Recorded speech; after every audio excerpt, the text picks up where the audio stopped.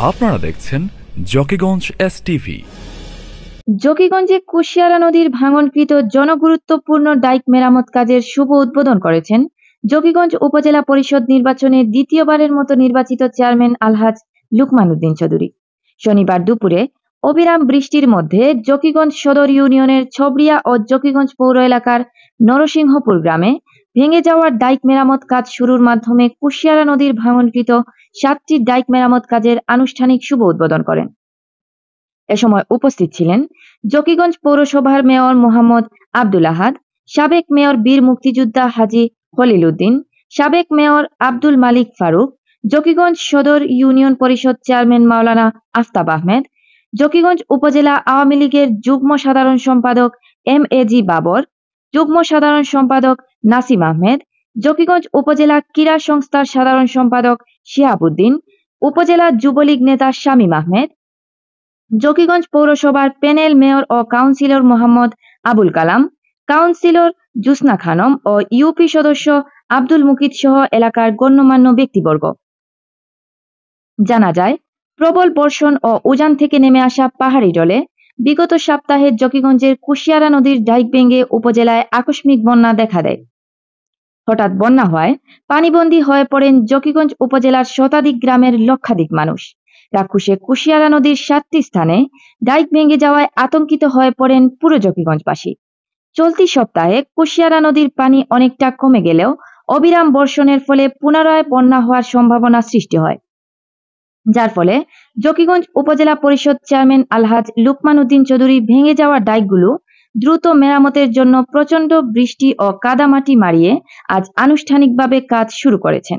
Dijk মেরামত কাজের আনুষ্ঠানিক উদ্বোধনকালে জকিগঞ্জ উপজেলা চেয়ারম্যান আলহাজ লুকমান উদ্দিন চৌধুরী বলেন, আমরা এই ডাইক ভাঙার আগেও আমরা চেষ্টা করেছিলাম জানতে যদি ডাইকটা পরিপূরক থাকে তাহলে এই এলাকার যে আমাদের সাধারণ মানুষ, আমাদের জনগণ অন্ততপক্ষে বাড়ি ঘরে থাকতে পারবে। কিন্তু এই ভাঙনের ফলে শুধু এই গ্রাম নয়, জকিগঞ্জের 3টি ইউনিয়নের মানুষ এই ভাঙনে প্লাবিত হয়ে ক্ষতিগ্রস্ত হয়ে গেছে। কুশিয়ারা দিকে 7টা জায়গায় এইভাবে ভাঙন আছে। এই 7টি ভাঙনই আমরা এক সপ্তাহের ভিতরে মেরামত করার জন্য ওনাদের নিয়োজিত কন্ট্রাক্টর বলেন আর অনেক জায়গায় কন্ট্রাক্টর ছাড়াও ওনাদের যে মানুষ আছে, আগে কন্ট্রাক্টর ছিলেন তাদের লোকজন আছে। যেখানে এই কাজটা যিনি আগে পেয়েছিলেন 2 মাস আগে কাজ ধরেছিলেন, কিন্তু ধরার পরে কমপ্লিট করতে পারেন নাই। ওনার হয়তো 50 ফিট জায়গা ছিল, এখানে হয়ে গেছে 150 ফিট। ওনাকেও আবার নিয়োজিত করা হয়েছে যে এই কাজটি আপনি তড়িৎ গতিতে করে দিয়ে দেন। এতে আমরা আশাবাদী জকিগঞ্জের প্রত্যেকটি ভাঙন, এই সদর ইউনিয়ন জকিগঞ্জ ইউনিয়নের 3টি ভাঙন আছে, 3টি ভাঙনই আমরা আজকে এইভাবে কাজ আরম্ভ করব। জকিগঞ্জ পৌরসভায় একটা নরসিংপুর একটা ভাঙন আছে, সেটাও আজকে কাজ করা হবে। ইতিমধ্যে লক্ষ্মী বাজারে বিরশ্রী ইউনিট 3টা অংশে আমরা কাজ ধরে ফেলছি। আমরা আশাবাদী, আমাদের জনগণকে আশ্বস্ত করতে চাই যে অনতিবিলম্বে আমরা এই ডাইক নির্মাণ করতে আমরা সক্ষম হব। এলাকাকে রক্ষা করার জন্য আল্লাহ যদি আমাদেরকে আসামে উপরের দিকে বরাকের উপরে যদি অনেক বৃষ্টি হয়ে যায়, অনেক বেশি প্লাবিত হয়ে যায় 2-1 দিনের ভিতরে, তো কি হবে সেটা জানি না। তবে আমরা আশাবাদী যে আমরা বেশি সময় না নিয়ে কম সময়ে আমরা ডাইক নির্মাণ করতে সক্ষম হব। আমরা সকলের সহযোগিতা চাই, দোয়া চাই। এ সময় ভাঙনকৃত ডাইকগুলো দ্রুত মেরামত করার উদ্যোগ গ্রহণ করায় স্থানীয় জনপ্রতিনিধি ও রাজনৈতিক ব্যক্তিবর্গ আলহাজ লুকমান উদ্দিন চৌধুরীর বসি প্রশংসা করে বলেন, আমি অত্যন্ত হৃদয় নিংড়ানো শ্রদ্ধা জানাচ্ছি মাননীয় এমপি মহোদয় এবং উপজেলা চেয়ারম্যান সাহেবকে। ওনাদের নিরস চেষ্টা না হলে আমাদের চেষ্টা এই পরিস্থিতিতে বর্তমান যে ডাইক যে নির্মাণ হচ্ছে ভাঙনের স্থান, এটা সম্ভব হইতো না। মাননীয় উপজেলা চেয়ারম্যান সাহেব অত্যন্ত কষ্ট করে গতকাল 11টার সময় আমি ফোন দিয়েছি, প্রচন্ড বৃষ্টি হচ্ছে সিলেটের জকিগঞ্জে। উনি ফোন রিসিভ করে আমার বললেন আমি এসি সাহেবের রুমে বসা, এবং এমপি মহোদয় সৌদি আরব থেকে ফোন করে এই জিনিসটা মুভ করছেন, হ্যান্ডলিং করতেছেন। ওনারা যদি চেষ্টা না করতেন তাহলে এত তড়িৎ বাঙ্গন, যে সমস্ত প্রায় সুরমা কুশিয়ারা সহ 15টা বাঙ্গন এত তড়িৎ নির্মাণ করা সম্ভব হইতো না। একমাত্র উপজেলার চেয়ারম্যান এবং এমপি মহোদয়ের কারণে এত তড়িৎভাবে সম্ভব হয়েছে।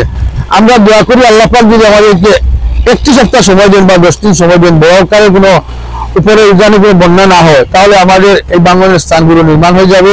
জকিগঞ্জের মানুষ আগামী আমন মৌসুমে চাষ করতে পারবে। এবং সবচেয়ে বড় কথা, বন্যার কারণে যে বিরাট ক্ষতি হয়, যারা বন্যার ভিকটিম ফ্যামিলি তারাই জানতে পারে।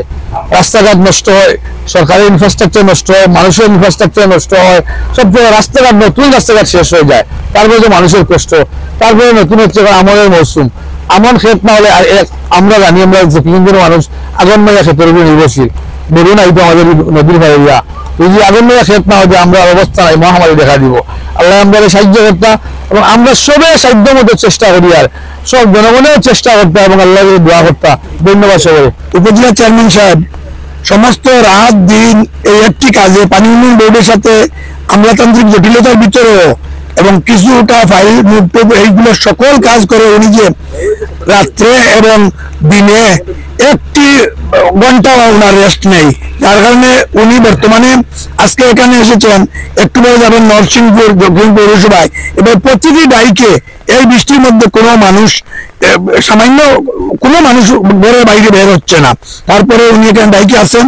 জনগণ আপনারা সহযোগিতা করবেন, বিশেষ করে সবিয়াবাসী বরণবাসী সহযোগিতা করলে নিম্নাঞ্চলের সবাই বাঁচবে এবং আগামী অগ্রহায়ণ মাসের ধানটা উঠলে অন্তত কৃষকের মুখে হাসি ফুটবে। তাসমিয়া রহমান সুনিয়া, জকিগঞ্জ STV, জকিগঞ্জ, সিলেট।